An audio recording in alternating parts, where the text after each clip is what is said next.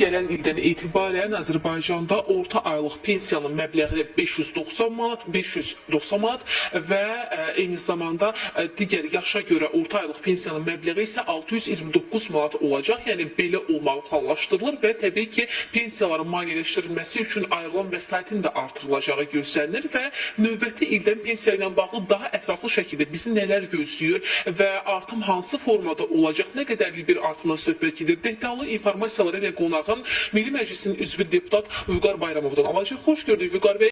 Qeyd etdiyiniz kimi növbəti il həm orta pensiyada, beləcə də yaşa görə orta pensiyada artımlar nəzərdə tutulur və eyni zamanda Dövlət Sosial Müdafiə Fondunun 2026-cı il dövlət büdcəsində həm Dövlət Sosial Müdafiə Fondunun büdcəsində artımlar və eyni zamanda pensiya üçün ödənən vəsaitin, yəni Dövlət Sosial Müdafiə Fondu vasitəsilə ödənən vəsaitin məbləğinin 10% artması nəzərdə tutulur. Bu təbii ki, həm də birbaşa ona bağlıdır ki, yeni pensiya çıxanların da pensiya xərcləri məhz Dövlət Sosial Müdafiə Fondu tərəfindən ödənilir. O baxımdan bütövlükdə 2026-cı ildə Dövlət Sosial Müdafiə Fondunun xərclərinin 94%-i məhz pensiyaların ödənilməsi üçün istifadə olunacaq. O deməkdir ki, pensiyalarımızın sosial təminatın gücləndirilməsi növbəti ildə də məhz prioritet olaraq qalacaq. Konkret olaraq artımlar nə qədər olacaq? Bildiyiniz kimi artımlar əmək pensiyaları haqqında qanunla tənzimlənir və həmin qanuna əsasən hər il yanvar ayında pensiyalarda artım əvvəlki ildə orta aylıq əməkdəki artım faizinə uyğun olaraq müəyyənləşir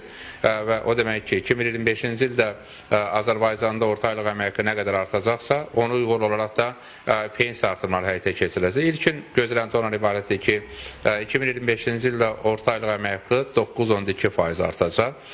Yəni, bu o deməkdir ki, əvvəlki aylardakı artım dinamikasını nəzərə alsaq, bu o demək ki, növbəti ildən etibarən pensiya məbləğlərində 9,12% artım olacağı gözlənir. Təbii ki, daha konkret rəqəm növbəti ilin əvvəlində elan olunacaq, amma təbii gözlənti bundan ibarətdir ki, 9,12% artım olacaq. Bu o deməkdir ki, qeyd etdiyiniz kimi orta aylıq pensiya məbləğinə yaxın bir məbləğə baxsaq, məsələn 500 manat pensiya alan vətəndaşımızın pensiya məbləğində 46 manat artım olacaq. Yəni, bu o deməkdir ki, 2025-ci ildə 500 manat pensiya alan vətəndaşımız 2026-cı ildə təxminən 546 manat alacaq.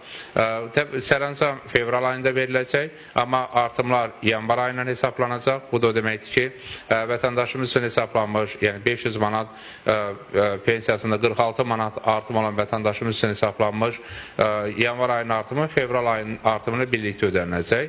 Amma təbii ki, artımlar yanvar ayından hesablandığı üçün pensiya artımları yanvar ayından qüvvədədir. O baxımdan hər bir vətəndaşımız praktik olaraq rəsmi rəqəm elan olunduqdan, yəni son rəqəm elan olunduqdan sonra pensiya məbləğlərindəki artımı hesablaya bilər. Təxmini artım 9,12%, gözlənir ki, təxminən bu rəqəm ətrafında artımlar olacaq və bu bütün pensiya məbləğinə şamil olunacaq. Yəni, əgər 400 manat alırsa, 400 manatın 9,12%, ya 600 manat alırsa, 600 manatın 9,12% həzmində artımlar olacaq və bu demək ki, artıq biz yeni ildə pensiyalardakı artımları müşahidə edə biləcəyik.